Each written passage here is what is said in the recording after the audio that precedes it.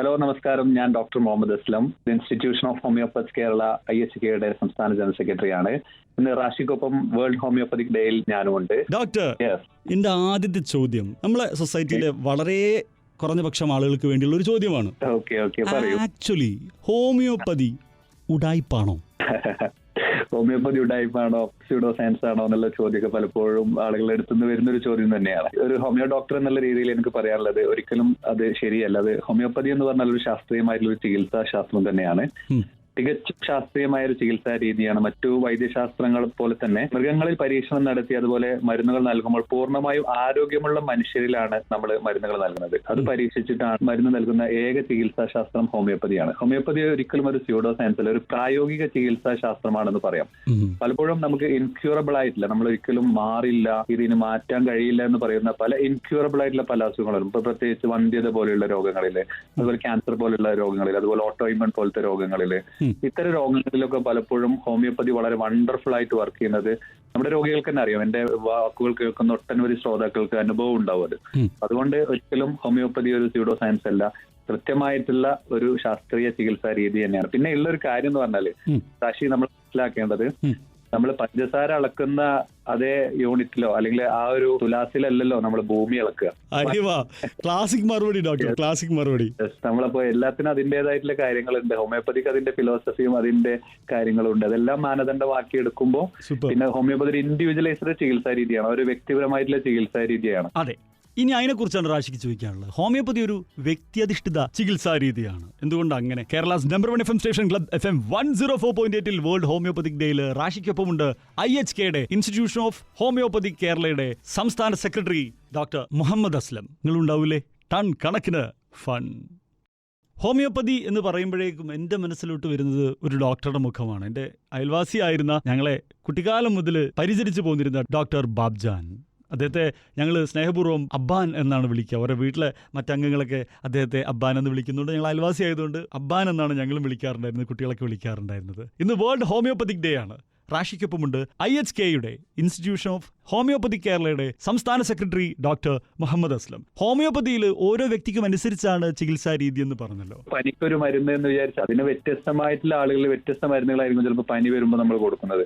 ഒരൊറ്റ മരുന്ന് കൊണ്ട് നമുക്ക് പനി മാറ്റണം, അത് ശാസ്ത്രീയമായിട്ട് കൊടുത്ത് പനി മാറ്റുന്നു എന്ന് തെളിയിക്കാൻ ചിലപ്പോൾ കഴിയില്ല. പക്ഷേ ഇൻഡിവിജ്വലൈസ് ആയിട്ടുള്ള ഒരു ചികിത്സാ രീതി എന്നുള്ള രീതിയിൽ വ്യത്യസ്ത ആളുകളിൽ വ്യത്യസ്ത മരുന്നുകൾ പ്രയോഗിക്കുമ്പോൾ വ്യത്യസ്ത രാജ്യങ്ങളിൽ കൊടുത്താൽ പോലും അത് റിസൾട്ട് കിട്ടുന്നു എന്നുള്ളത് തന്നെയാണ് ഹോമിയോപ്പതി എന്ന ലോക രാജ്യങ്ങളിലടക്കം വ്യാപിച്ച് വളർന്നു പന്തലിച്ച് 2ാം സ്ഥാനത്ത് നിൽക്കുന്ന ലോകാരോഗ്യ സംഘടനയുടെ കീഴിൽ ഉള്ള കണക്കിൽ 2ാം സ്ഥാനത്ത് നിൽക്കുന്ന വലിയൊരു ശാസ്ത്രശാഖയായിട്ട് വളർന്നുകൊണ്ടിരിക്കുന്നു എന്നുള്ളതിൽ പറയാൻ ഞാൻ അഭിമാനിക്കുന്നു ഈ നിമിഷത്തിൽ. Super doctor. അതുകൊണ്ട് തന്നെ ആയിരിക്കും നിങ്ങൾ ഒരു തലവേദനക്ക് കാണിക്കാൻ വന്നാൽ പോലും നമ്മുടെ അച്ഛന്റെ ചരിത്രം വരെ അളക്കുന്നത് അല്ലെ? നമ്മുടെ രീതികൾ, സ്വഭാവം, നമ്മുടെ സ്മെൽ എന്താ, നമ്മുടെ ടേസ്റ്റ് എന്താ, ഇത്തരം വൈഡായിട്ടുള്ള കാര്യങ്ങൾ ചോദിച്ച് മനസ്സിലാക്കുന്നത് ഓരോ വ്യക്തിക്കും ആ വ്യക്തിക്ക് വന്ന രോഗത്തിന് കാരണമായിട്ടുള്ള കാര്യത്തിന് വേണ്ടിയുള്ള അനുപാതത്തിലാണ് നിങ്ങൾ മരുന്ന് കൊടുക്കുന്നുണ്ടാവുക അല്ലേ? തീർച്ചയായും. അപ്പൊ വ്യക്തിയനുഷ്ഠിത ചികിത്സാ രീതി എന്നുള്ള രീതിയിൽ ആ വ്യക്തിയുടെ പ്രയാസങ്ങൾ, വ്യക്തിയുടെ ശാരീരികവും മാനസികവുമായിട്ടുള്ള അസന്തുലിതാവസ്ഥകളെല്ലാം നിഗമനം ചെയ്തിട്ടാണ് നമ്മളൊരു മരുന്നിലേക്ക് എത്തുന്നതും അതാണ് ആ മരുന്നാണ് വ്യക്തിയെ കൃത്യമായിട്ട് ക്യൂറിലേക്ക് എത്തിക്കുന്നതും എന്നുള്ളതാണ് ഹോമിയോപ്പതിയുടെ ഒരു ശാസ്ത്രം എന്നുള്ളത്. സർജറി വേണ്ട കേസുകളിൽ ഹോമിയോപ്പതി എങ്ങനെയാണ് ഡീൽ ചെയ്യാറുള്ളത്? പൊതുവെ അലോപ്പതിയിലേക്ക് റെഫർ ചെയ്യാറില്ലേ, അങ്ങനല്ലേ? തീർച്ചയായും. നമുക്ക് സർജിക്കൽ കണ്ടീഷൻ വരുന്ന പല കണ്ടീഷൻസും ഉണ്ടാവും. അതുകൊണ്ട് തന്നെയാണ് BHMS എന്നുള്ളതാണ് ഹോമിയോപ്പതി ഡോക്ടർമാർ പഠിക്കുമ്പോൾ bachelor of homeopathy medicine and surgery എന്നുള്ളതാണ് നമ്മൾ പഠിക്കുന്നത്. അതിൽ തന്നെ ടെസ്റ്റ് ഉള്ളത് സർജറിയാണ്.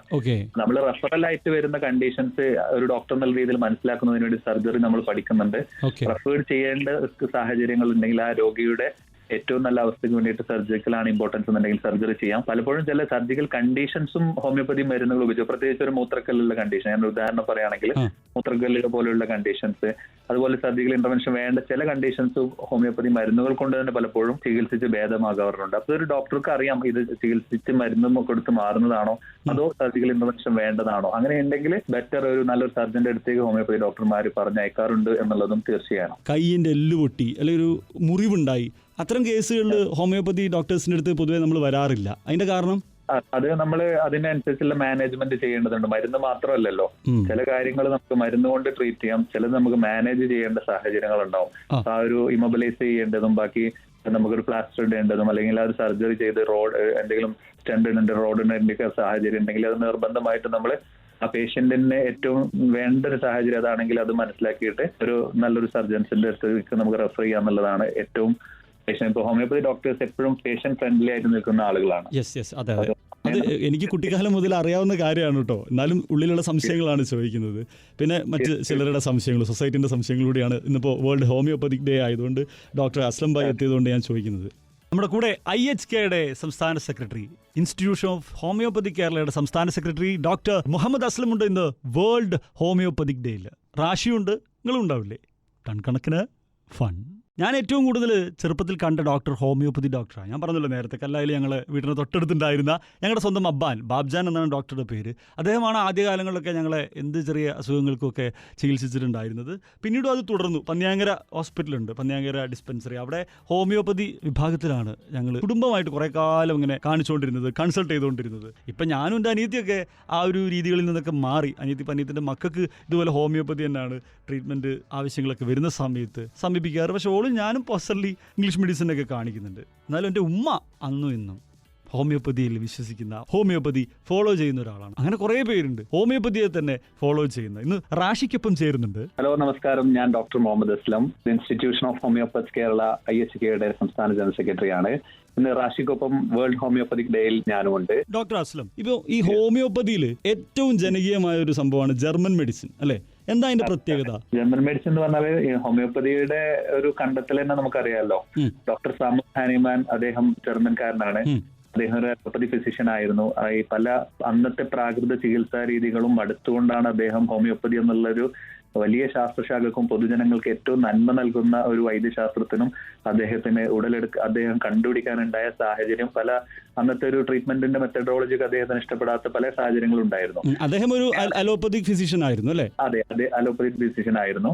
പിന്നെ അദ്ദേഹം ആണ് അതിൽ നിന്ന് മാറി ചിന്തിച്ച് അന്നത്തെ പല ബ്ലഡ് ലെറ്റിംഗ് പോലെയുള്ള പല ബ്രൂട്ടലായിട്ടുള്ള ട്രീറ്റ്മെന്റ് രീതികളായിരുന്നു അന്ന്. അതിൽ നിന്നൊക്കെ മാറിയിട്ടാണ് അദ്ദേഹം ഈ ചികിത്സാ ശാസ്ത്ര ശാഖ കണ്ടെത്തുന്നതും. അപ്പൊ അതുകൊണ്ട് തന്നെ ഇതിന്റെ ഒരു ഒറിജിൻ ജർമ്മൻ ആയതുകൊണ്ട് തന്നെ പല ഹെർബ്സും അന്നത്തെ മെഡിസിൻസ് പ്രൂവ് ചെയ്തതൊക്കെ ജർമ്മനി ആയതുകൊണ്ട് അവിടുന്ന് പല മെഡിസിൻസ് നമുക്ക് ഇമ്പോർട്ട് ചെയ്യുന്ന മെഡിസിൻസ് ഒക്കെ നമ്മൾ കേരളത്തിൽ നമ്മളെല്ലാവരും ഉപയോഗിക്കുന്നുണ്ട്. അതാണ് ജർമ്മൻ മെഡിസിന്റെ പ്രത്യേകത. കുറച്ചും കൂടി ക്വാളിറ്റി ബേസ് ചെയ്തിട്ടുള്ള കമ്പനീസ് അവിടെയുണ്ട്. ജർമ്മൻ ബേസ് ചെയ്തിട്ടുള്ള കമ്പനീസ് നമുക്ക് മരുന്നുകൾ ഇന്ത്യയിലും ലോകരാജ്യങ്ങളിലൊക്കെ വിപണനം ചെയ്യുന്നുണ്ട്. Kerala's number 1 FM station club FM 104.8 റാഷിക്കൊപ്പം ഇൻസ്റ്റിറ്റ്യൂഷൻ ഓഫ് ഹോമിയോപ്പതി കേരളയുടെ സംസ്ഥാന സെക്രട്ടറി ഡോക്ടർ മുഹമ്മദ് അസ്ലം ഉണ്ട് ഈ വേൾഡ് ഹോമിയോപ്പതിക് ഡേയിൽ. കുറെ കാലമായിട്ട് നമ്മൾ ഹോമിയോപ്പതി ഡോക്ടേഴ്സിനോട് ചോദിക്കണമെന്ന് വിചാരിച്ചിരിക്കുന്ന, സമൂഹത്തിൽ പ്രചരിച്ചുകൊണ്ടിരിക്കുന്ന പല കാര്യങ്ങളും അതിന്റെ പൊരുളൊക്കെയാണ് ക്ലബ് FM 104.8 ലോക ഹോമിയോപ്പതി ദിനത്തിൽ നമ്മൾ ചോദിച്ചുകൊണ്ടിരിക്കുന്നത്. ആരാണ് റാഷിക്കൊപ്പം ഉള്ളത്? ഇൻസ്റ്റിറ്റ്യൂഷൻ ഓഫ് ഹോമിയോപ്പതി കേരളയുടെ സംസ്ഥാന സെക്രട്ടറി ഡോക്ടർ മുഹമ്മദ് അസ്ലമാണ്. ഡോക്ടർ, ഇപ്പോൾ ലോക്കോ പൈലറ്റ്സിന് ഈ അടുത്തിടെ ഒരു റൂളൊക്കെ വന്നിട്ടുണ്ടായിരുന്നു. ഹോമിയോപ്പതി മരുന്ന് ഉപയോഗിച്ചിട്ട് ഡ്യൂട്ടിക്ക് കയറാൻ പാടില്ല എന്നൊക്കെയാണ് അതിൻ്റെ അകത്ത് ഉണ്ടായിരുന്നത്. അതിൻ്റെ പ്രധാന കാരണമായി ചൂണ്ടിക്കാണിക്കുന്നത് ആൽക്കഹോൾ കണ്ടന്റ് ചേർത്തത് കൊണ്ട് ഇത് ബീപ്പടിക്കും ടെസ്റ്റ് ചെയ്യുമ്പോൾ, മദ്യപിച്ചിട്ടുണ്ടോ എന്നുള്ള ടെസ്റ്റ് ചെയ്യുമ്പോൾ. എല്ലാ മരുന്നുകളിലും നിങ്ങൾ ഈ ആൽക്കഹോൾ കണ്ടന്റ് ഉപയോഗിക്കാറുണ്ടോ? അതിലിപ്പോ നമ്മൾ കുറച്ച് മരുന്നുകൾ പ്രിസർവേറ്റീവ്സ് ആയിട്ട് ഇപ്പൊ പലപ്പോഴും നമ്മൾ മരുന്നുകൾ കേടാവാതിരിക്കാനും സൂക്ഷിക്കാനും ലോങ് ടേം അതിന്റെ ഒരു ലൈഫ് സ്പാൻ കിട്ടാൻ വേണ്ടിയിട്ടൊക്കെ പലപ്പോഴും പല മരുന്നുകൾ, പ്രത്യേകിച്ച് ഹോമിയോപ്പതി മരുന്നുകൾ മാത്രമല്ല, നമ്മുടെ പല കഫ് സിറപ്പുകൾ, അതുപോലെ നമ്മുടെ പല അരിഷ്ടങ്ങളിലൊക്കെ ആൽക്കഹോൾ പ്രിസർവേറ്റീവ്സ് ആയിട്ട് ഉപയോഗിക്കുന്നത്. അതുപോലെ തന്നെ ഹോമിയോപ്പതിക് മരുന്നുകളിലും ചില മരുന്നുകളിൽ നമ്മുടെ മദർ ടിങ്ചേഴ്സ്, അതുപോലെ ചില ഡയലൂഷൻസിൽ നമ്മൾ അത് കീപ്പ് ചെയ്ത് ഉപയോഗിക്കുന്നത് എന്നുള്ളതാണ്.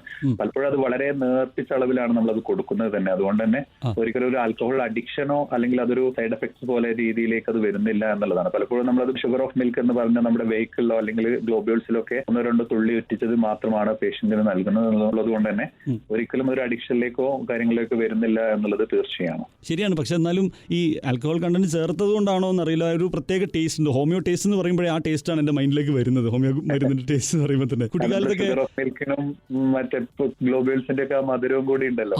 അപ്പൊ ഇത് വെറുതെ ഒക്കെ ഞങ്ങൾ കുട്ടികൾക്ക് തരുമായിരുന്നു, ഞങ്ങൾ വാശി പിടിച്ചാലൊക്കെ ചെറുപ്പത്തിൽ.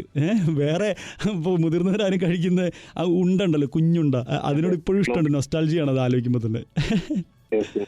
പല ആളുകളുടെയും ബാല്യത്തിലും കൗമാരത്തിലും ഒക്കെ ഏറ്റവും നല്ലൊരു ഓർമ്മ, ഒരു മധുരമുള്ള ഓർമ്മ തന്നെയാണ് മധുരമുള്ള ഹോമിയോപ്പതി മരുന്നുകൾ എന്നുള്ളത് ഞങ്ങൾ ഡോക്ടർമാർക്ക് ഏറെ സന്തോഷമുണ്ട്.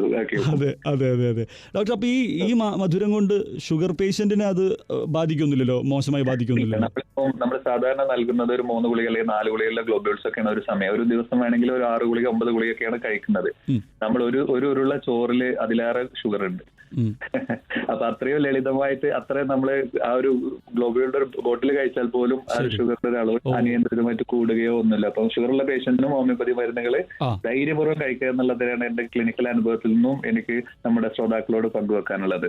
തീർച്ചയായിട്ടും ഡോക്ടർ, ഒറ്റ കാര്യം കൂടി, എല്ലാ അസുഖങ്ങൾക്കും മനുഷ്യനെ പ്രത്യേകിച്ച് ലൈഫ് സ്റ്റൈൽ അസുഖങ്ങൾക്കൊക്കെ തന്നെ ഹോമിയോപ്പതിയിൽ സൊല്യൂഷൻ ഉണ്ട് എന്നാണോ ഡോക്ടർക്ക് പറയാനുള്ളത്? അതെ അതെ അതെ. ലൈഫ് സ്റ്റൈൽ അസുഖങ്ങൾക്ക് പ്രത്യേകിച്ച് നമ്മൾ മരുന്നുകൾക്കുപരി നമ്മുടെ ജീവിതശൈലിയെ ക്രമീകരിക്കുക, പിന്നെ അതിലെന്തെങ്കിലും എറേഴ്സ് ഉണ്ടെങ്കിൽ അത് കറക്റ്റ് ചെയ്യാൻ വേണ്ടിയിട്ട് ഏറ്റവും ലളിതമായിട്ട് മരുന്നുകൾ ഉപയോഗിക്കുക എന്നുള്ളതാണ് ഞങ്ങളുടെ ഹോമിയോപ്പതി ഡോക്ടർമാരുടെ ഒരു പോളിസി. അപ്പൊ അതുകൊണ്ട് മരുന്നുകൾ നൽകുക, എല്ലാ അസുഖങ്ങൾക്കും മരുന്ന് നൽകുക എന്നുള്ളത് ഒരു ശരിയായ രീതിയല്ല.